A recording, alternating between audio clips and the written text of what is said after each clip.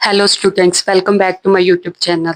This is my second video on microeconomics. आज मैं आपको माइक्रोइकोनॉमिक्स के कुछ अनदर कंसेप्ट करवाने जा रही हूँ। फर्स्ट वीडियो में हमने स्टडी किया था what is economy, why we study economics, scarcity and economic problems. आज हम स्टडी करने जा रहे हैं difference between resources and human wants. First of all resources होते हैं, ये होते हैं लिमिटेड, ठीक है। और ह्यूमन वांट्स जो होती है वो अनलिमिटेड होती है, जो कि कभी खत्म नहीं होती, बट रिसोर्सेज जो लिमिटेड होती है।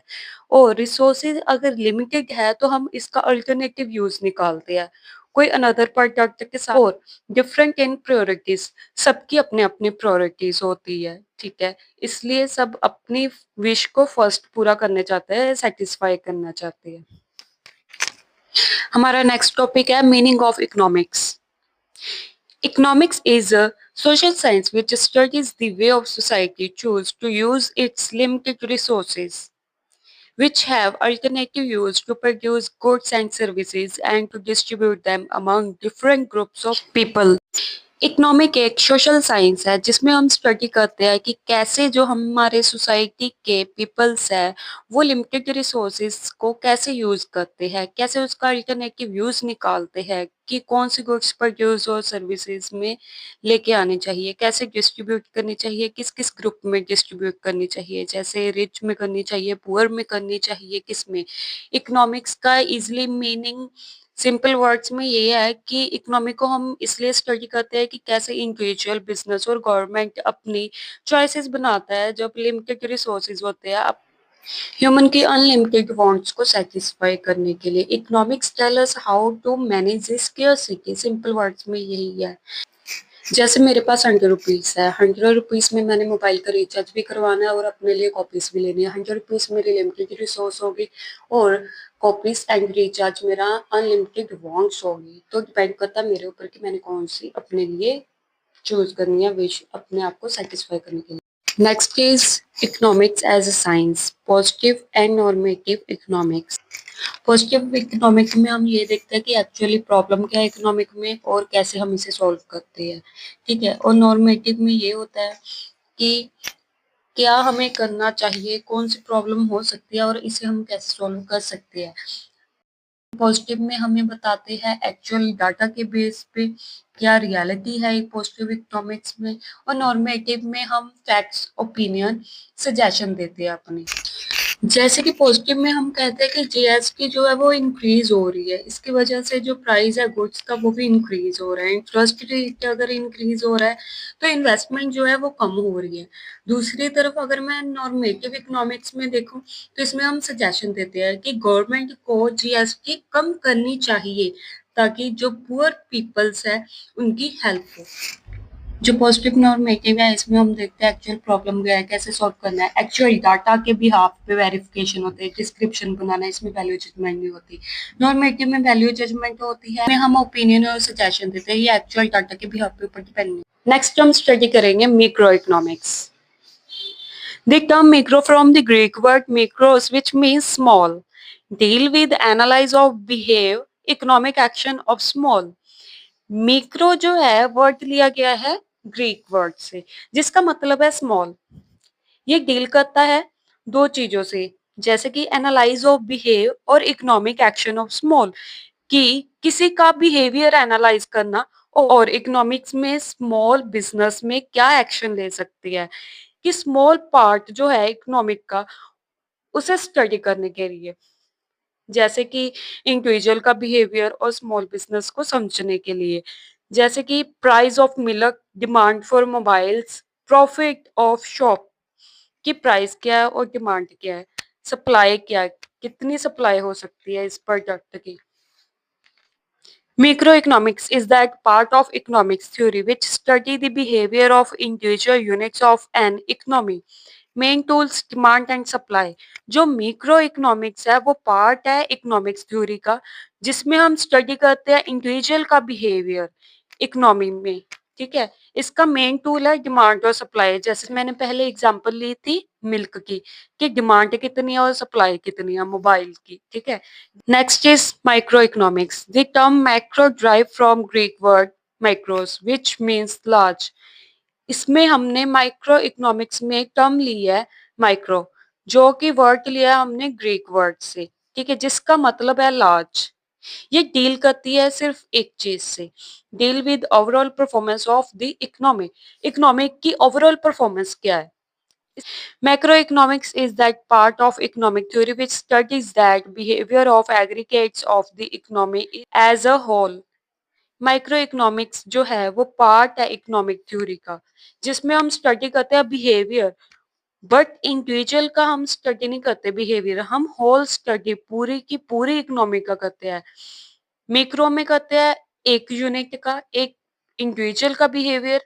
मैक्रो में हम पूरी होल इकोनॉमी, पूरी होल वर्ल्ड की स्टडी करते हैं। इसमें मेन टूल है एग्रीगेट डिमांड, एग्रीगेट सप्लाई, कि हम ओवरऑल डिमांड कितनी है इकोनॉमी में, सप्लाई कितनी है, इसमें हम पूरी की पूरी इकोनॉमी के बारे में बात करते हैं। For example unemployment, national income and economic growth.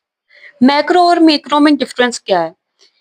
Micro economics में है लेटर आई का डिफरेंस, मैक्रो में है ए का डिफरेंस। मिक्रो जो है इंडिविजुअल की स्टडी करता है बिहेवियर को, जो मैक्रो है वो होल इकोनॉमी को स्टडी करता है। जो मैक्रो है वो मिक्रो पे डिपेंड करता है, जो मिक्रो है वो मैक्रो पे डिपेंड करता है।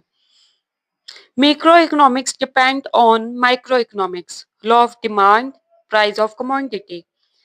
Macro economics depend on micro economics, national income, aggregate demand.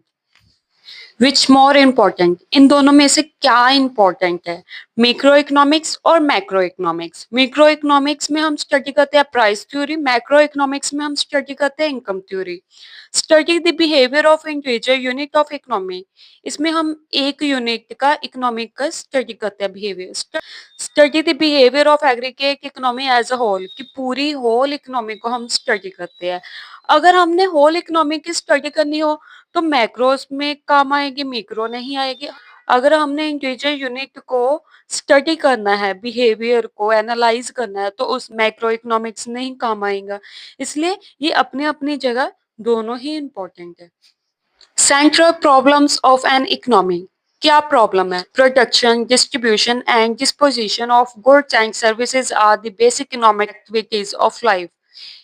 ये जो तीन चीजें हैं गुड्स और सर्विसेज की, ये बेसिक इकोनॉमिक्स एक्टिविटी है हमारी लाइफ की, ठीक है। Allocation of resources, study the three problems, इसमें हम रिसोर्सेज को कलेक्ट करके तीन चीजों की प्रॉब्लम के बारे में स्टडी करते हैं। What to produce, how to produce, for whom to produce, क्या प्रोड्यूस करना चाहिए, बनाना चाहिए, कैसे बनाना चाहिए, किसके लिए बनाना चाहिए। फर्स्ट प्रॉब्लम है what to produce. This problem involves the selection of goods and services to produce the quantity to be produced of each selected commodity. इसमें ये प्रॉब्लम है कि हमें सिलेक्ट करना होता है गुड्स और सर्विसेज क्या प्रोड्यूस करना चाहिए, कितनी क्वांटिटी में प्रोड्यूस करना चाहिए, ये हमने सिलेक्ट करना होता है, ठीक है। Word to produce has two aspects, इसके दो एस्पेक्ट्स है। What possible quantity to produce, how much produce, कि हमें क्या पॉसिबल गुड्स और सर्विसेज प्रोड्यूस करने चाहिए। इसमें टू टाइप्स की गुड्स आती है, कंज्यूमर और कैपिटल गुड्स, कि डेली रूटीन यूज करने के गुड्स हमें प्रोड्यूस करने चाहिए, और कैपिटल गुड्स जो प्रोडक्शन में इंडस्ट्री एरिया में हमारे काम आती है, जैसे कि इलेक्ट्रॉनिक मशीन्स, ठीक है, सिविल के लिए करनी है और आर्मी मिलिट्री के लिए करनी है।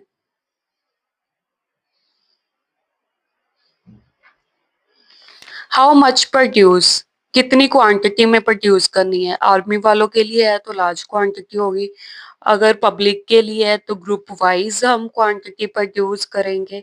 Second step is how to produce, हमने ये तो सिलेक्ट कर लिया कि क्या हमें प्रोड्यूस करना है और कितनी क्वांटिटी में प्रोड्यूस करना है, किस टाइप की गुड को प्रोड्यूस करना है। अब हम स्टडी करेंगे कि कैसे प्रोड्यूस करना चाहिए। दो तरह से हम प्रोड्यूस कर सकते हैं, या तो मशीन के साथ या फिर लेबर के साथ। This problem refers to selection of technique to be used for production of goods and services.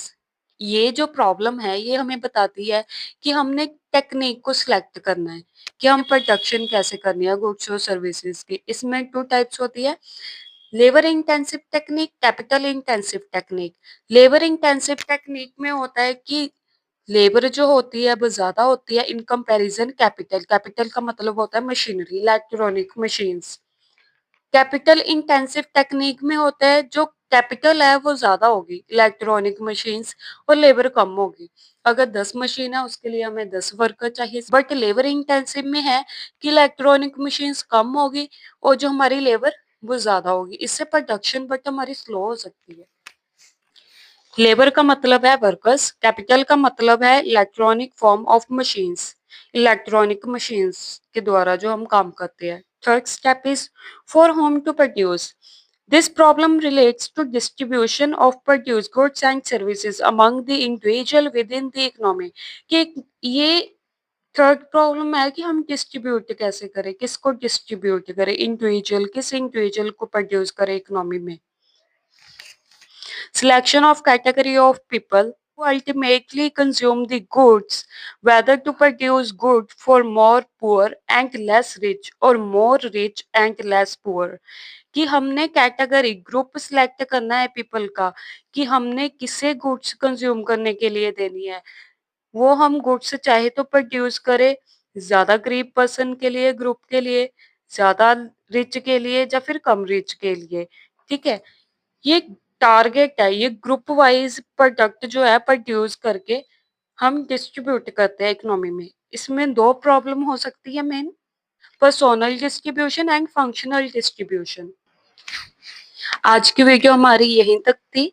अब हम नेक्स्ट टॉपिक नेक्स्ट वीडियो में कवर करेंगे। आज हमने स्टडी किया है इकोनॉमिक्स का meaning, positive normative economics and macro and macro. इसमें हमने डिफरेंस भी किया है और हमने स्टडी किया है 3 steps central problem of an economy की। ठीक है, और आज की वीडियो हमारी यहीं तक थी। अगर आपको कोई प्रॉब्लम या कोई डाउट है तो आप मुझे कमेंट सेक्शन में कमेंट करके पूछ सकते हो। अगर आपने मेरे चैनल को सब्सक्राइब नहीं किया है तो बेल आइकन को प्रेस जरूर कर देना। Thank you for watching my video.